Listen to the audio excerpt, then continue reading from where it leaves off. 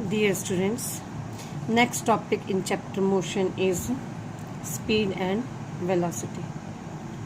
बेटा आप लोगों ने कई बार क्रिकेट मैच देखा होगा, बॉलिंग स्पीड आती है उसमें किलोमीटर पर आवर में, जैसे 140 kilometre per our, 143 kilometre per our. ऐसे ही कई बार जब गाड़ियाँ सड़क पर चलती हैं तो सामने स्पीड लिमिट लिखी होती है 50 kilometre per our, 40 kilometre per our.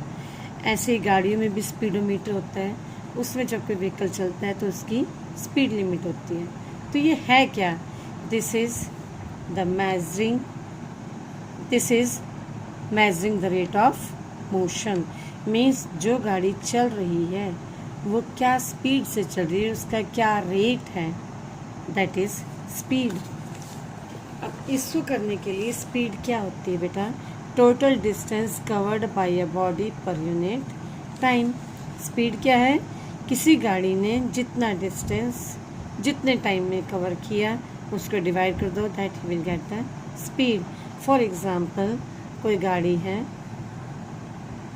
कोई स्कूटी है या ट्रक है, कार है, वो नीलोखेड़ी से करनाल अगर जा रही है, अगर नीलोखेड़ी से करनाल तक का डिस्टेंस है 20 किलोमीटर और वो इस डिस्टेंस को कवर करते हैं 1 आवर में, तो इसकी स्पीड कितनी बन जाती है? 20 किलोमीटर अपॉन में 1 hour, that is 20 kilometre per hour. ऐसी अगर डिस्टेंस आपका फॉर एग्ज़ाम्पल 200 है, कोई गाड़ी 200 किलोमीटर जा रही है और 5 घंटे में पहुंचती है उधर, तो उसकी स्पीड क्या होगी?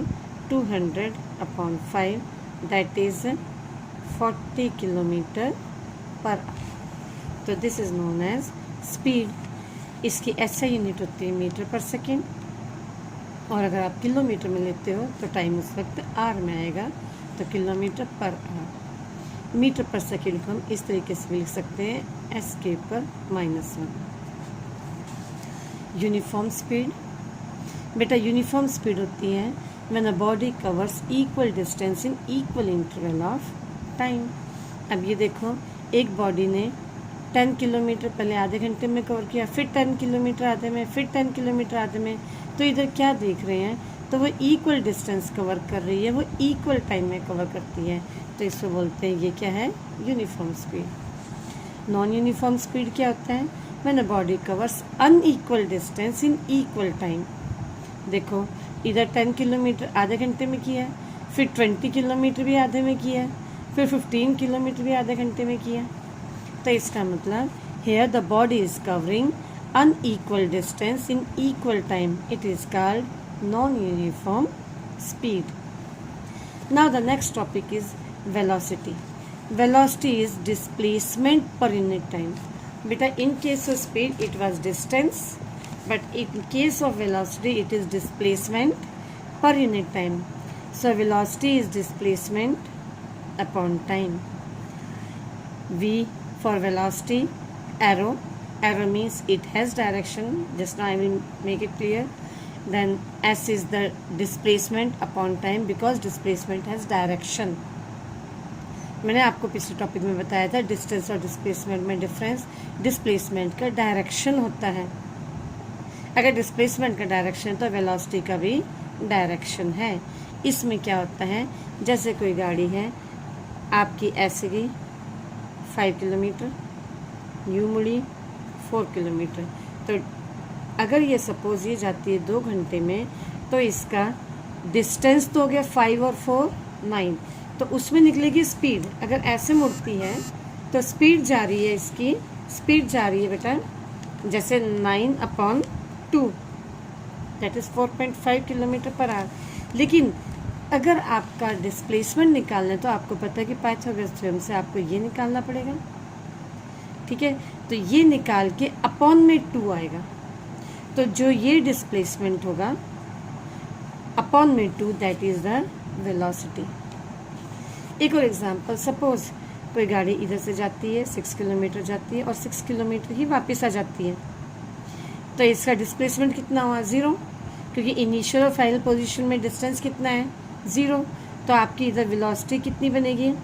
0 अपॉन और सपोज ये आना जाना इसका 2 किलोमीटर पर आवर में होता है तो 2 हो गया।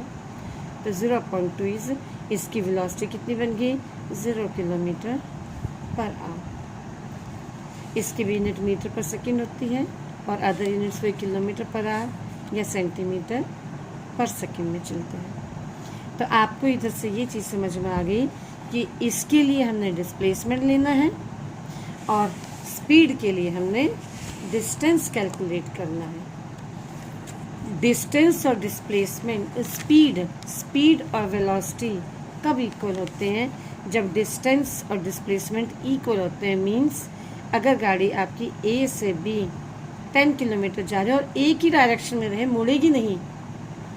अगर वो नहीं मुड़ती तो डिस्टेंस और डिस्प्लेसमेंट सेम होते हैं।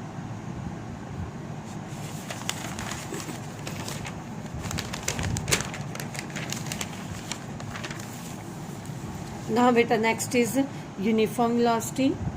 If a body covers uniform displacement in equal interval of time, if a body covers equal uniform displacement और equal displacement means एक जैसे समय में एक जैसा displacement होता है।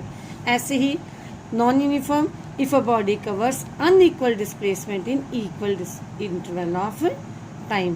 बस इसमें velocity और speed में ये difference है कि उसका direction नहीं होता और इसका डायरेक्शन होते हैं। उसके बाद एक और टॉपिक आता है बेटा average speed. Average speed is total distance covered upon total time. Means सुनो, सपोज आपको एवरेज स्पीड निकालने कोई गाड़ी जा रही है, पहले उसने 20 किलोमीटर कवर किया 2 घंटे में, फिर 10 किलोमीटर कवर किया 1 आवर में, फिर 30 किलोमीटर कवर किया 3 आवर में। मीन्स पहले 20 फिर 10 और फिर 30, 20, 10, 30, 2, 1, 3। तो टोटल डिस्टेंस कितना हो गया 60। टोटल टाइम कितना हो गया 6। तो उसकी एवरेज स्पीड क्या कहोगे 10 kilometre per our. Average speed तब निकाली जाती है जब उसकी स्पीड में बार बार चेंजेस आते हैं। कभी वो 20 किलोमीटर किसी और टाइम में जाए, कभी 10 किलोमीटर जाए। मीन्स अलग अलग टाइम ले रहा है अलग अलग डिस्टेंस कवर करने के लिए, तो हम उस टाइम पर एवरेज स्पीड निकालते हैं। और कभी कभी ऐसा होता है कि जब ये बार बार चेंज होते हैं तो हम वेलोसिटी के केस में एक तो इनिशियल वेलोसिटी ले लेते हैं। सपोज स्टार्टिंग के टाइम पर उसकी 10 किलोमीटर या 0 किलोमीटर पर आवर स्पीड थी, फाइनल स्पीड थी उसकी 30 किलोमीटर पर आवर। तो अगर हमें एवरेज वेलोसिटी निकालनी है तो उसमें initial velocity plus final velocity upon में 2। तो एवरेज क्या आ जाती है u प्लस वी अपॉन 2।